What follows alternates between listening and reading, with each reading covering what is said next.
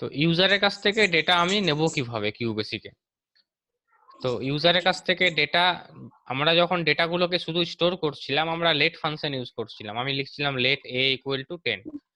তাহলে এখানে কি হচ্ছিল, 10 একটা ডেটা যেটা a তে স্টোর হয়ে যাচ্ছিল, 10 একটা ডেটা যেটা a তে স্টোর হয়ে যাচ্ছিল পার্মানেন্টলি, এটা আর কেউ চেঞ্জ করতে পারছিল না। কিন্তু এবার আমি চাইছি যে না, আমি কোনো ডেটা স্টোর করব না, ইউজার যে ডেটা দেবে তার উপরে আমরা কাজ করব। তাহলে ইউজারের ডেটা যদি আমাকে নিতে হয় তখন আমাকে যে ফাংশনটা ইউজ করতে হবে সেই ফাংশনটার নাম হচ্ছে input function. Input function help us to accept and store data from user. User যদি কোনো ডেটা দেয় সেই ডেটাটা ইনপুট ফাংশন কি করবে, ইনপুট ফাংশন স্টোর করে দেবে আমার দেওয়া মেমোরি লোকেশনে ইনপুটে। এখানে কিন্তু এটা হবে না যে ইনপুট a ইকুয়াল টু 10, ওটা লেটে হয়। এখানে ইনপুট ফাংশন ইউজ করছি মিন্স এটা কি হবে, ইনপুটে। ইনপুটে মানে ইউজার যদি কোনো ডেটা দেয়, প্রোগ্রাম যখন রান করবে, প্রোগ্রাম যখন এক্সিকিউট করবে, ইউজার যদি কোনো ডেটা দেয় সেই ডেটাটা ইউজার কি করবে, ইউজারের দেওয়া ডেটাটা ওই এ বলে যে মেমোরি লোকেশন আছে, এ বলে মেমোরি লোকেশনে সেভ হয়ে যাবে ইউজারের দেওয়া ডেটাটা।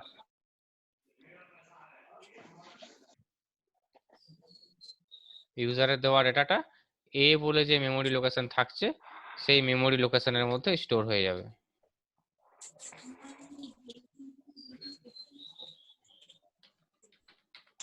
ক্লিয়ার, বোঝা গেছে? তাহলে ফাংশনটা কি হচ্ছে, ইনপুট এ। ইনপুট এ, ইনপুট এ মানে হচ্ছে ইনপুট একটা ফাংশন, যে ফাংশন কি করবে, এ বলে যে মেমোরি লোকেশন রয়েছে সেই মেমোরি লোকেশনের মধ্যে ডেটাটাকে পাস করে দেবে। এ বলে যে মেমোরি লোকেশন রয়েছে সেই মেমোরি লোকেশনের মধ্যে ডেটাটাকে পাস করে দেবে।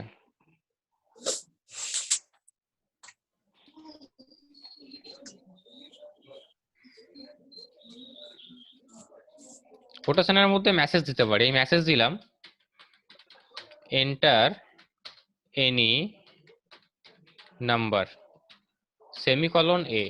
তাহলে কোটেশনের ভেতরে যেটা লেখা থাকছে সেটা কি না, সেটা হচ্ছে constant value. Constant value means যেভাবে লিখেছি সেভাবেই ওটা শো করবে, লেখাটা ইউজার দেখতে পাবে স্ক্রিনের মধ্যে। যখন এটাকে আমরা কিউবেসিক প্রোগ্রামে রান করব, এখন অনলাইন করাচ্ছি বলে কিউবেসিকটা রান করে দেখানো যাচ্ছে না, ঠিক একই রকম ভাবে কিউবেসিক খুলে লিখতে হবে, আর কিউবেসিক প্রোগ্রাম রান করার জন্য F5 কিবোর্ড থেকে প্রেস করতে হবে, আদারওয়াইজ কোনো চেঞ্জেস এখানে নেই। প্রোগ্রামটা যেমন লিখছি কিউবেসিক খুলে লিখবো, আর রান করার জন্য F5 দেব। যদি তোমরা কেউ বাড়িতে রান করো, কোনো অসুবিধা যদি হয় আমাকে কল করবে, আমি বলে দেবো যে কি সমস্যা কি হচ্ছে। তো যাই হোক, তাহলে কোটেশনের ভেতরে একটা মেসেজ দিয়েছি এন্টার এনি নাম্বার, এই মেসেজটা ইউজার দেখতে পাবে। ইউজার স্ক্রিনের মধ্যে দেখতে পাবে লেখাটা এন্টার এনি নাম্বার, তারপর ইউজার কোন একটা নাম্বার দেবে, সেই নাম্বারটা এ বলে লোকেশনের মধ্যে চলে যাবে। ক্লিয়ার? নোট করে নিয়েছো কপিতে? ওকে। এবার সমস্যা হচ্ছে যে ইউজার নাম্বারের জায়গায় যদি কোনো অ্যালফাবেট দিয়ে দেয়, ইউজার নাম্বারের জায়গায় কি করলো, এবিসিডি লিখে দিল বা স্বাস্তিক লিখে দিল বা নিজের নাম লিখে দিল, তাহলে কিন্তু সেটা এ বলে মেমোরি লোকেশনে স্টোর হবে না। এ বলে যে মেমোরি লোকেশনটা আমি বানিয়েছি সেই এ বলে মেমোরি লোকেশনে তখনই ডেটা স্টোর হবে যখন সেখানে নাম্বার থাকবে। নাম্বার ছাড়া অন্য কিছু থাকলে সেটা কিন্তু স্টোর হবে না। যদি অ্যালফাবেট, কোনো অ্যালফাবেট যেমন নেম যদি স্টোর করতে হয় ইউজারের কাছ থেকে, ইউজারের কাছ থেকে যদি আমাকে নেম স্টোর করতে হয় বা কোনো সিম্বল বা কোনো অ্যালফাবেট যদি স্টোর করতে হয়, তখন আমাকে একটা ডলার সিম্বল ইউজ করতে হবে। এ ডলার, এই সিম্বলটা আমি ইউজ করব, এ ডলার। এ ডলার দিলাম মানে এবার আমি ইউজারের কাছ থেকে অ্যালফাবেট অ্যাকসেপ্ট করতে পারবো। এটা না দিলে ইউজারের কাছ থেকে কোনো রকম অ্যালফাবেট ডেটা স্টোর হবে না। হ্যাঁ বল। কেউ কুছ, হ্যাঁ বল।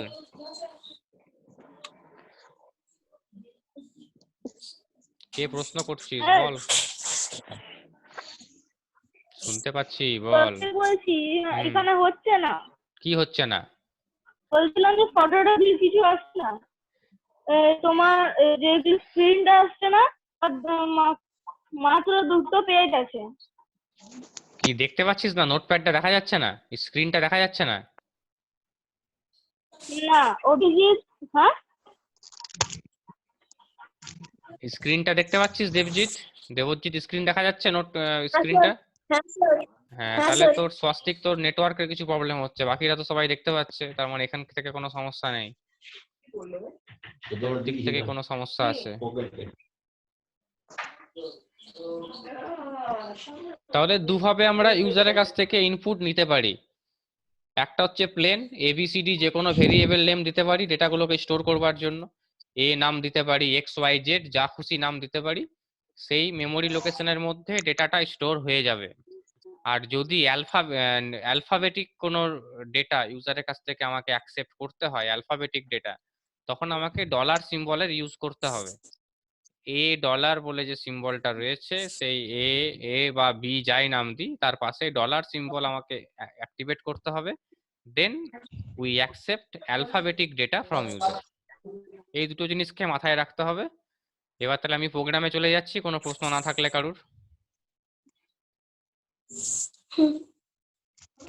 তো আমি আজকে একটা প্রোগ্রাম করব সিম্পল ইন্টারেস্ট ক্যালকুলেশন কিউবেসিকে। সেখানে আমি ইউজারের কাছ থেকে তিনটে জিনিস অ্যাকসেপ্ট করব। প্রথমে আমি ইউজারের কাছ থেকে নেব প্রিন্সিপাল। আমি ইউজারকে বলবো এন্টার প্রিন্সিপাল অ্যামাউন্ট। ইউজার এই লেখাটা স্ক্রিনের মধ্যে দেখতে পাবে। ইউজার যে প্রিন্সিপাল অ্যামাউন্টটা দেবে সেটা আমি পি তে স্টোর করে দেবো। আমি এবিসিডি যা খুশি নাম দিতে পারি, doesn't matter, but principal amount P তে স্টোর করব। শুনতে আর দেখতে বুঝতে সব ক্ষেত্রে আমাদের সুবিধা হবে, ওই জন্য ভেরিয়েবল নেমটা আমি নিলাম পি। সেকেন্ড লাইনে আমি আবার ইনপুট ফাংশন ইউজ করব। ইউজারের কাছ থেকে এবার ইউজারকে আমি বলবো এন্টার আমি বললাম রেট অফ ইন্টারেস্ট। ইউজারকে আমি রেট অফ ইন্টারেস্ট দেওয়ার জন্য বললাম, যেটাকে আমি আর এর মধ্যে স্টোর করব। তারপর আমি আবার এগেইন ইনপুট ফাংশন নিলাম, সেখানে আমি ইউজারকে বললাম, মেসেজ দিলাম ইউজারকে এন্টার টাইম। টাইম বা ডিউরেশন যাই হোক, সেই টাইম বা ডিউরেশনটা আমি টি এর মধ্যে রাখবো। তাহলে ইউজারের কাছ থেকে আমি তিনটে ডেটা নিলাম। ইউজারের কাছ থেকে তিনটে ডেটা আমি নিলাম, principal amount, rate of interest আর টাইম। এই তিনটে ডেটা আমি ইউজারের কাছ থেকে নিলাম। সিম্পল ইন্টারেস্টের ফর্মুলা জানিস তো সুমঙ্গল? সিম্পল ইন্টারেস্টের ফর্মুলা বল।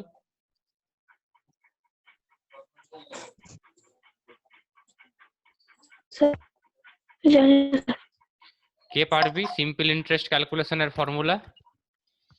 কারোর জানা আছে how to calculate simple interest in mathematics? No sir. Sir, principal into rate of interest into time. Simple interest calculation ম্যাথসের একটা টার্ম।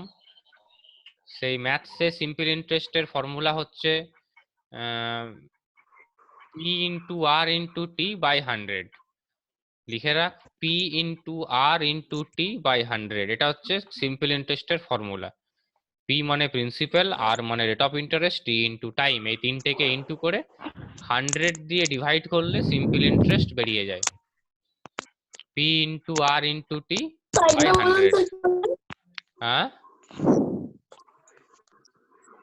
আচ্ছা ঠিক আছে। হ্যাঁ, তো আমি ইউজারের কাছ থেকে তার জন্য তিনটে ডেটা অ্যাকসেপ্ট করলাম, প্রিন্সিপাল নিলাম, রেট অফ ইন্টারেস্ট নিলাম আর টাইম নিলাম। এবার আমি প্রসেসিং করব। প্রসেসিং এর মধ্যে প্রসেসিং এ কি হবে, লেট ফাংশন ইউজ করছি, লেট এসআই।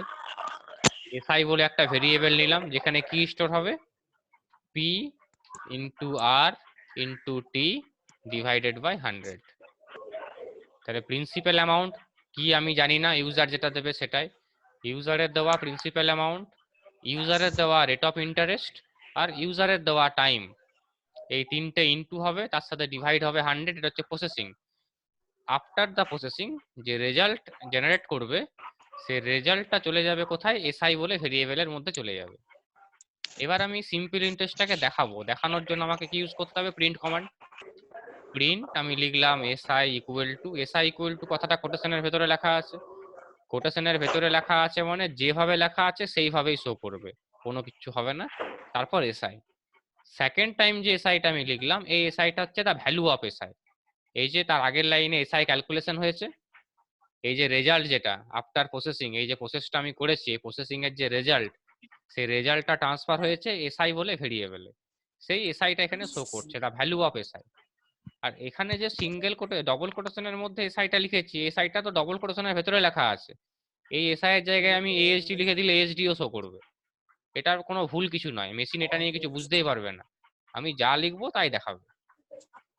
তো আমি ইউজারকে দেখাচ্ছি কি, আমি ইউজারকে দেখাচ্ছি সিম্পল ইন্টারেস্ট, তার জন্য আমি মেসেজটাও দিচ্ছি সিম্পল ইন্টারেস্ট এসআই। তাহলে দেখতে আর বুঝতে সবারই ক্ষেত্রে সুবিধা হবে একটা প্রপার মেসেজ দিলে।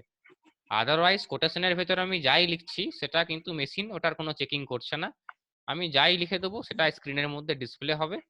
যেখানে যেখানে আমি কোটেশনের ভেতরে লিখেছি সেই প্রত্যেকটা জায়গা যেভাবে লিখেছি সেইভাবেই মেশিনের মধ্যে ডিসপ্লে হবে, কোনো রকম কোনো চেঞ্জেস কিন্তু এখানে আসবে না। কারোর কোনো প্রশ্ন থাকলে বলতে পারো।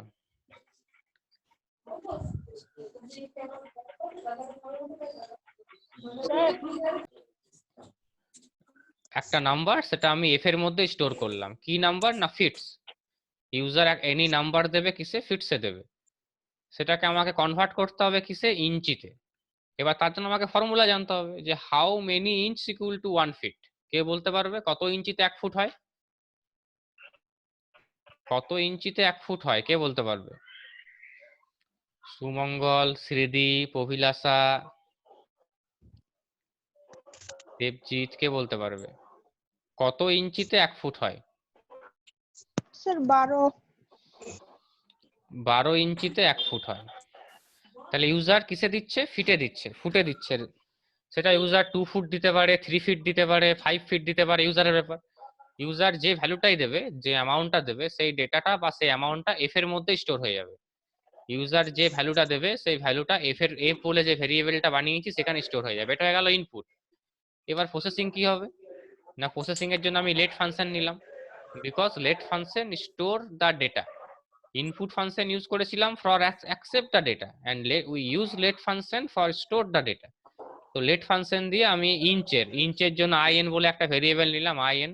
তাহলে আমি আইএন ইকুয়াল টু কি লিখলাম, 8 এফ ইনটু 12। আমি জানি না এফ এর মধ্যে কত আছে, I don't know the value of F, we don't know. F এর মধ্যে কত আছে আমি জানি না, আর এফ এর মধ্যে কত আছে আমার জানার প্রয়োজনও নেই, ইউজার দেবে সেটা।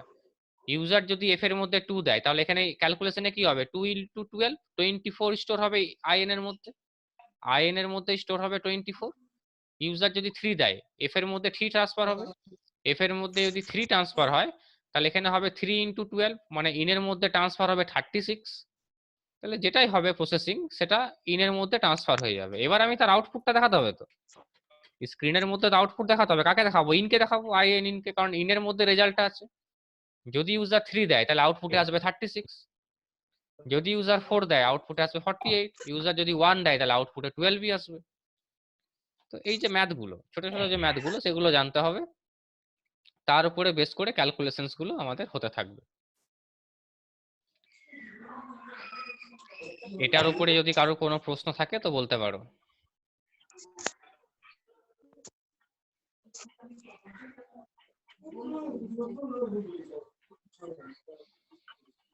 কারোর কোনো প্রশ্ন নেই? No, sir.